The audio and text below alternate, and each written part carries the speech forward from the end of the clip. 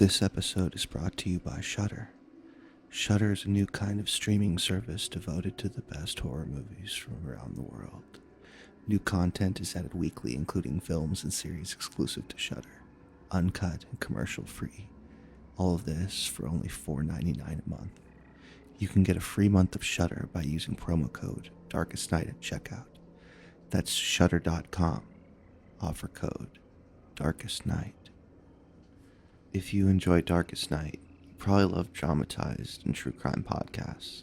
If so, you should check out a neat show called Unsolved Murders. It's a true crime podcast that dramatizes real cold cases and attempts to solve them. They did pieces on Black Dahlia, the mysterious cases of Edgar Allan Poe, and the first ever Hollywood murder. They have new episodes coming out every Tuesday on iTunes, Stitcher, and Parcast.com. Roth Lobdow Center for Advanced Research. Project Cyclops, Day 4, about to begin. Entering the laboratory now. Hi, Katie. Good morning, Dr. Kinsler. Did you have a good night? Okay.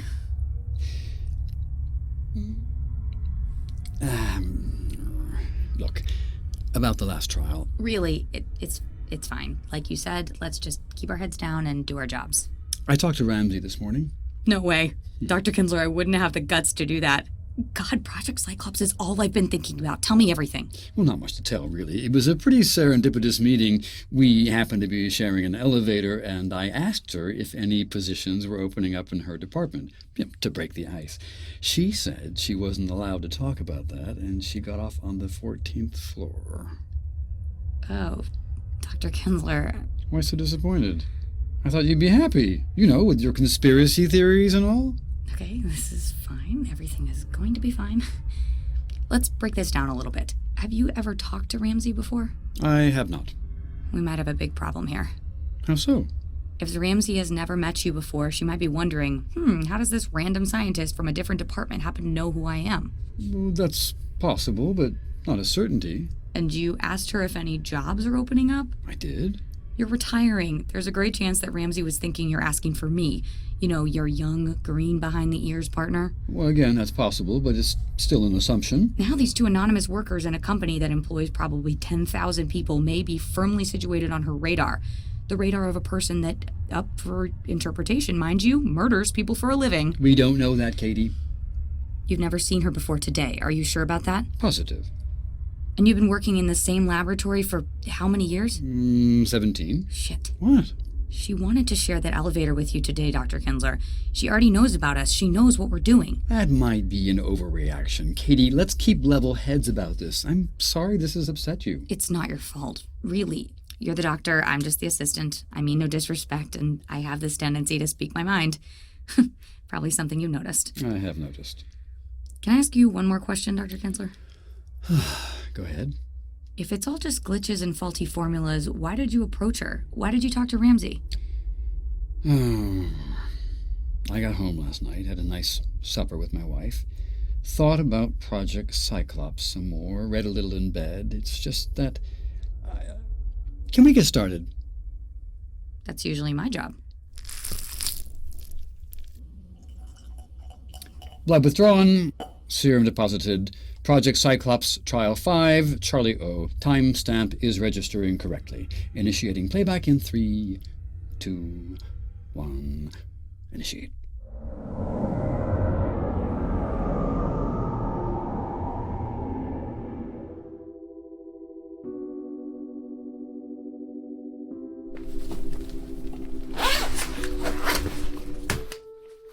So how does this usually work? Emily watched the two men unpacking equipment in her living room. Heavy metal boxes with screens and too many cords kept appearing. They arrived a few minutes before 8:30, just after sundown. Don't worry about Brett. When he's on a job, nothing else really gets through. I'm not sure I have enough plugins for all that. Don't worry about it. We brought our own power strips. Oh, how does this all work, though? We'll go through the process with you just as soon as we get everything set up. We almost ready, Brett? Are we almost ready? Oh, yeah, almost there. Good. You can take a seat. It'll just be a little longer, then we can get started. I'm kind of nervous. You're not scam artists, right? Right. And don't be nervous. You're in good hands. We're all professionals. We do this all the time. I just want to be able to sleep again. Hold on just a sec, Emily. Let Brett get everything set up, and then you can tell us all about what's been going on here. It usually teases out a bit more paranormal activity that way. Finished. Great. Do you want to get yourself something to drink before we start, Emily? She shouldn't be drinking when we start. Do you want to drink something non-alcoholic before we start? No, I think I'm all right. I just want to get started. Emily hadn't felt this empty since the twins had disappeared. You okay? It looked like something came over you for a second. I'm fine. You missed them. I totally get it. That's what made me get into this. You lost someone you loved? My son. It never really goes away, you know? The hurt, the pain. The hole in your stomach? Exactly. It's like a bottomless pit that can never be filled. What happened, if you don't mind my asking? It seems insane how normal that morning was. There wasn't any fighting or discernible reason that it should have happened. I think that's the worst part. I left for work like usual that morning, kissed my wife and son on the way out, and went about my day. First clue something was wrong was when I got home. What clue? Silence. Emily nodded. After a while, the silence began to weigh heavily. There was also a thickness in the air as I set my stuff down. It was dark, so I turned on the light. Our house was 2 stories tall, and we had one of those vaulted ceilings with a chandelier hanging down to light the entryway. When I flicked on the light, a circular shadow appeared on the tile floor right below the chandelier. I thought it was just a blown light bulb, which were a pain to change.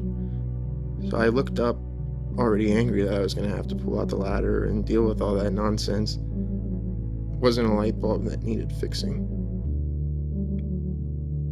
My wife had tied a noose around her neck with an extension cord and jumped from the 2nd floor.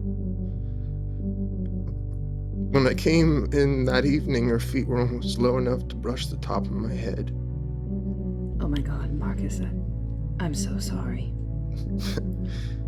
That wasn't even the worst part. What do you mean? How could that not be the... Oh. Right. So I go running up the stairs, tears streaming down my face, falling more than running, just trying to get to the 2nd floor so I can get my Susan down from the chandelier. I get to the 2nd floor landing and there's a note taped to the banister. Before, I thought that someone had done this to my Susan, but now that I see a note, I've got a feeling that she might have done it to herself.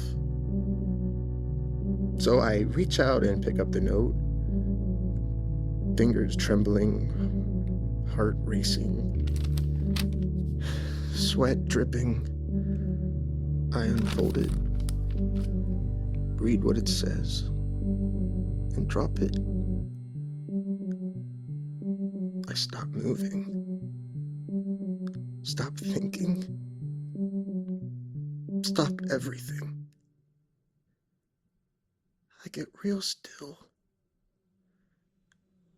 Even my breathing slows down.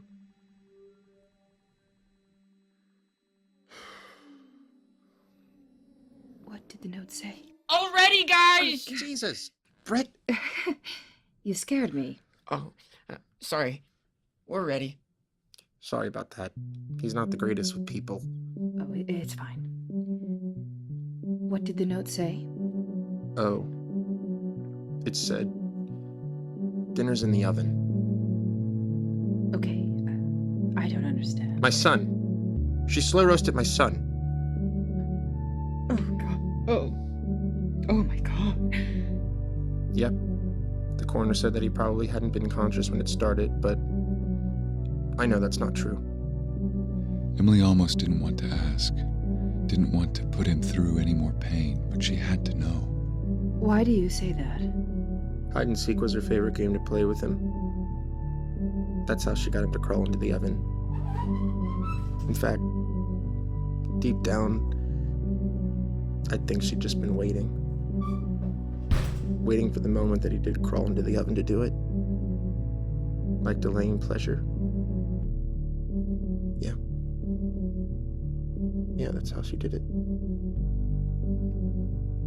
I am really sorry, Marcus. Thanks. We're not here for me, though. We're here for you. It's fine. Brett, do you want to explain how this all works to her? Yeah, sure. So what we do is plug in all this equipment to monitor the different rooms. The goal is to catch any anomalies. If something triggers a machine, we get an alarm and we'll go to the site that triggered the alarm. After that, it's just a matter of recording the ambience as you ask questions, filtering the recordings through our software, amplifying certain pitches, and then playing it back. Fairly basic stuff. He's being modest. He set this whole system up himself as well as wrote the scripts and analyzed the recordings.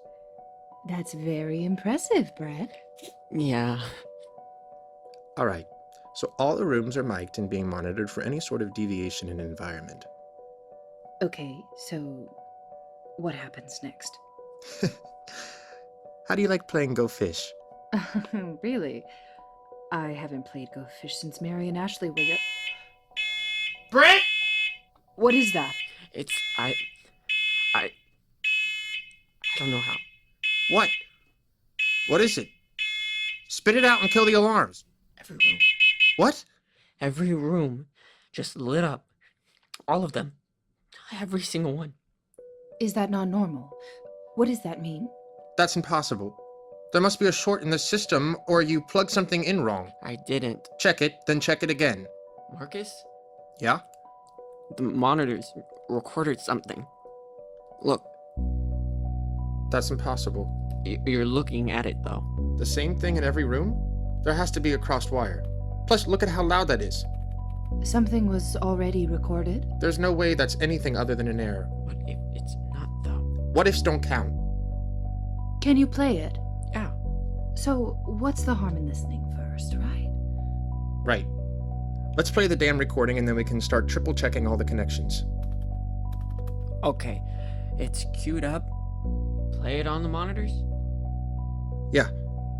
Alright. Kill you.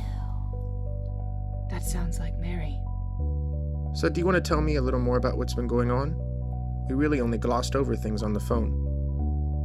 I keep seeing them. Seeing them? Yes. At night, when I turn the lights off. Wait a second. You told me on the phone that there hadn't been any contact. There hasn't. I tried talking to them and they don't respond. They just stand there, almost like they're waiting for something. Or maybe someone. But that's your job, right? To figure out what they're waiting on. I mean, in a basic sense, we just record ambience and boost the volume. We don't attempt to interact with With what? spirits, demons, whatever that was. Okay, I don't get it. You bill yourselves as ghost hunters, right? Yeah, You said that you were professionals. yeah. So now that there's a ghostly encounter, you're all, there must be something wrong with the equipment, and we don't interact with spirits. What is that? It was always just a hobby. It seemed to help people cope with the loss of their loved ones. We would sometimes get a little snippet of something, but never anything like what just happened. So now you're no longer hobbyists. You're officially ghost hunters, and you've caught one. What do you do next? Right. Well, we need to verify that it wasn't interference or some It other... wasn't interference. Right. Everything was set up to spec. Nothing was misplugged. Okay. So we need to duplicate the result. How do we do that? We start everything back up. We start monitoring again. We wait. Marcus's face did not inspire a lot of confidence in Emily. In fact, she was beginning to wonder if he was actually a fraud. She had dealt with her fair share of those.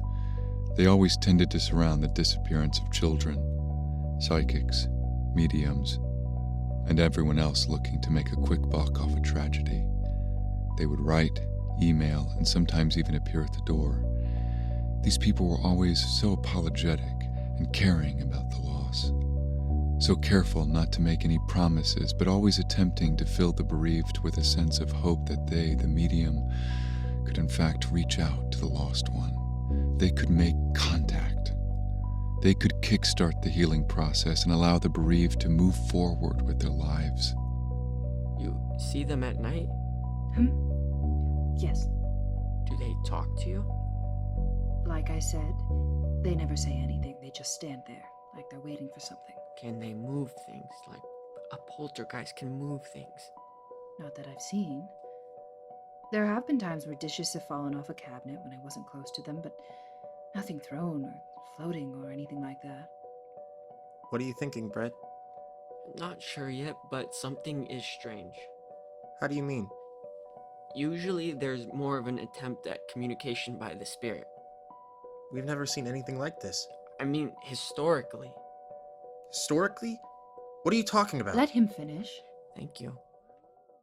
What I mean is, there's the loop type encounter and the communication type encounter. The spirit is stuck in a loop doing mundane things. Walking down a hall, standing in a room, those type things. Then there are the communicating type spirits that want to show you something or tell you something. What you've got is a mix of both almost. If you keep seeing your daughters but they haven't attempted to contact you, I'm wondering why. Why would they not attempt to contact you until now? Your daughters don't know us. Why wait until strangers are here to reach out? Sorry about that. Sometimes he speaks before thinking. Yes, well, I guess everyone does at times. Can I get you something to drink? No thanks. What about you, Brett? I'll take a glass of milk. Do you have milk? Skim. That'll work. Thanks. You should have asked what she had before just requesting milk. She offered me something to drink. I wanted milk. I asked for milk. I don't understand what the problem is. Yeah, you wouldn't. Here you go, Brett. Thank you. Not a problem.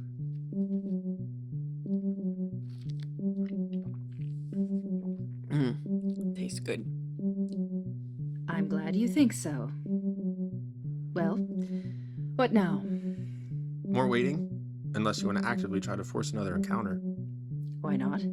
I was their mother. I think they should still respect me. Let's move forward. Right. Okay. Brett, which room had the most activity? Kitchen and basement. Had to be the basement, right? Let's try the kitchen first. Sounds good. What are we supposed to do? Brett will stay here to watch the monitors. You and I will head to the kitchen. Let's do it. Right. Let's do it. Emily and Marcus headed to the kitchen, leaving Brett behind to watch the monitors. So you never really mentioned what happened to your daughters. What were their names? Ashley and Mary. Ashley and Mary. Right. I remember you mentioning Mary earlier.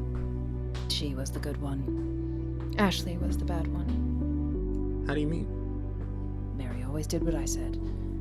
Ashley was the one that never wanted to mind, never wanted to follow instructions. Oh. So super willful. More than that, though.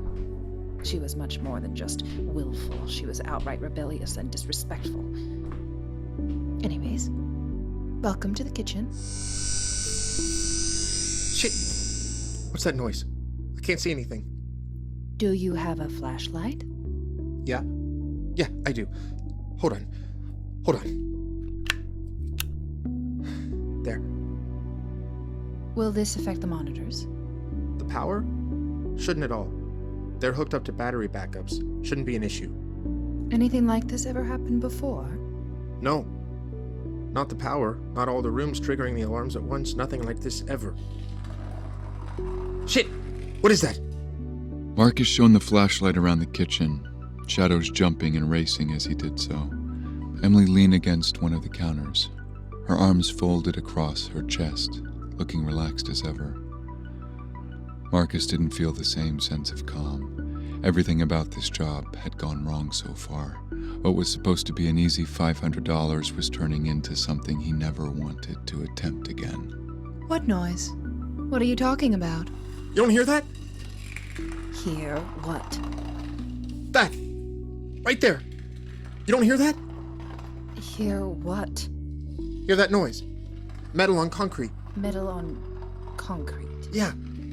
Like metal scraping against concrete. Something heavy being dragged, maybe? I'm not sure. I can't really say that I know what you're talking about. Thank God. Wasn't sure that was going to come back. And it's off again. At least you didn't turn off your flashlight. God damn it, what was that? The metal noise again? No, it was the voice from earlier. Mary. Yeah, it was Mary. She keeps whispering in my ear. Ooh, what's she whispering? She keeps whispering. She's gonna kill you. Gonna kill you. What? Gonna Everything all right? We keep getting power surges. I swear I'm gonna have a heart attack. Why haven't the alarms gone off? They weren't tripped. Everything has been normal. Everything has been very much not normal. Emily, I want to thank you for considering us for this job, but I can't do it. I can't do this. I'm being targeted by your daughters, and I'm not sure why. Ashley's probably the one behind all this. She could sometimes convince Mary to go along with her plans. I, of course, never approved and always made sure to punish them both when they misbehaved. Anyways, I appreciate your time, even though you were less than advertised. Could you help me reset the circuit breakers? Of course. Where are the switches? In the basement. Of course they are. Lead the way. Door's right here. It's at the bottom, on the right. All right. You coming with me, Brett? Sure, it's just a basement. Right. It's just a basement. You go first. Sure. Oh, are you coming too, Emily? I don't really want to stay up there by myself. Sure, I get that. I don't. Don't be a dick, Brett. What? She wasn't scared before, but she's scared now? How does that make sense? Stop! That's enough, all right? I'm sorry, Emily. He really had no reason to talk to you like that.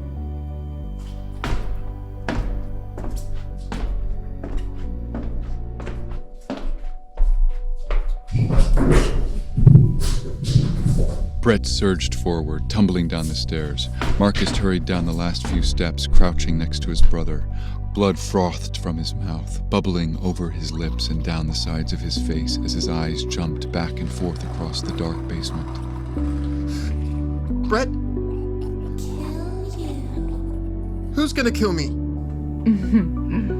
I am. Emily swung the sledgehammer she dragged across the concrete.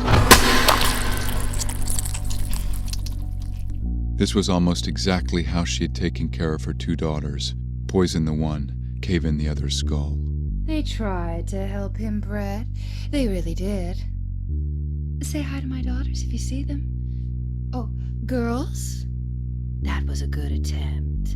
We'll try again soon. Don't worry. In the meantime, I brought you some more liars to keep you company. In your graves.